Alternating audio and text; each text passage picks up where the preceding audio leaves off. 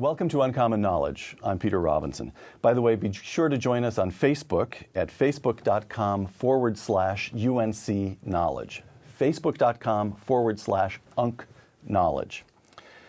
Chairman of the House Budget Committee, Congressman Paul Ryan, a Republican, has represented the 1st District of Wisconsin since 1999. A native of Janesville, Wisconsin, Congressman Ryan is a graduate of the University of Miami in Oxford, Ohio, and is notable, in my own view, for 2 particular attainments. In college, he worked for Oscar Mayer as a driver of the Wienermobile, and this past April, he presented the Path to Prosperity, also known as the Ryan Budget or the Ryan Proposal, which is, in my judgment again, the most comprehensive conservative proposal for reform of the federal government since the contract with America of a generation ago. Now Congressman Ryan is in California to talk about one aspect of his reform proposal, health care.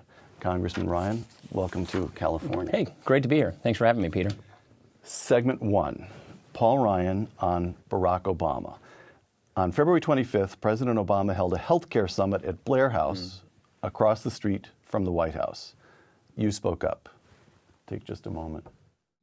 We don't think the government should be in control of all of this. We want people to be in control. And that, at the end of the day, is the big difference. Now, we've offered lots of ideas all last year, all this year, because we agree the status quo is unsustainable. It's got to get fixed. It's bankrupting families. It's bankrupting our government.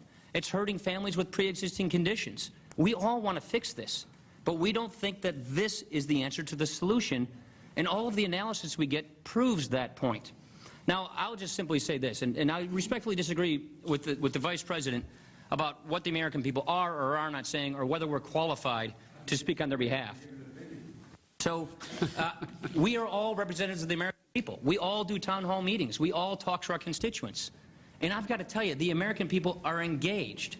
And if you think they want a government takeover of health care, I would respectfully submit you're not listening to them. We'll come to health care, but here's the first question. Where do you come from? Where do you get off talking back to the President of the United States? Nobody would describe you as arrogant, but you sure are sure of yourself. Where's it come from? Well, I'm a conservative. My thing is, I'm not trying to be somebody other than who I am. So I'm not trying to fake it. I'm just who I am.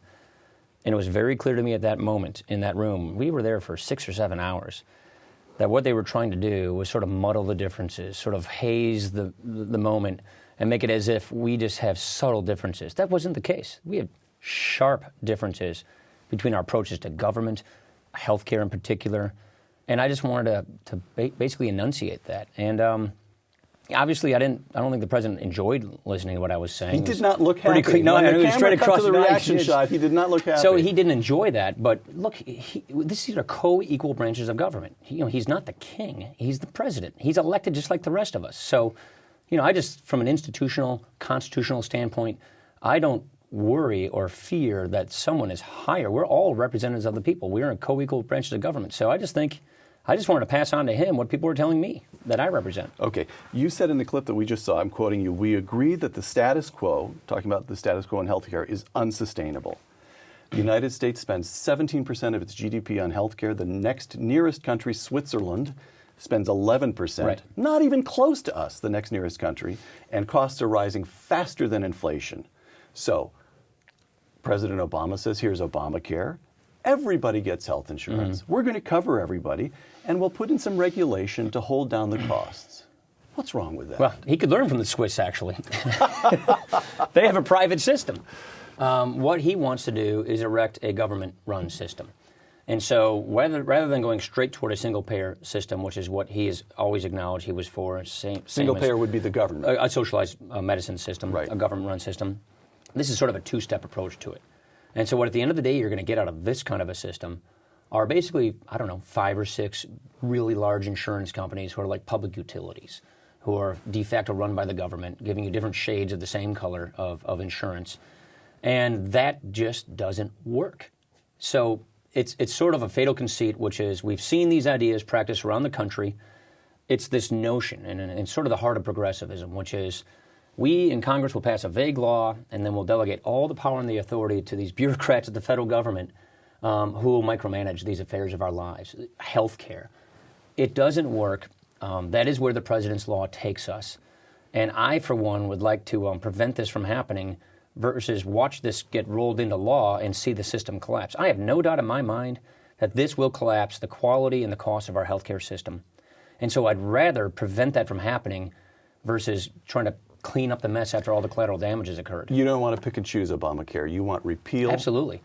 Because the fundamental architecture is hollow. It's wrong. It is, Okay. It is based upon a faulty premise that I think Have you seen the, we're recording this in late September, have you seen the current issue of the Weekly Standard? No, I haven't. James Capra, okay, I just got it. Well, I know Jim real well. He probably sent you an advance copy of his piece. I did on see that medical. article, yeah. Okay, I have read the article. So, he and I talked quite a bit, and we were sort of very like-minded on this issue. all right, so for all I know, you ghosted this for him. I don't know. Well, But there's an editorial saying that it's saying, in effect, as we move into the presidential season, the big election year of 2012, Obamacare has fallen off the radar. Republicans have this notional position that they ought to repeal it, but only Ryan is out there saying anything about it.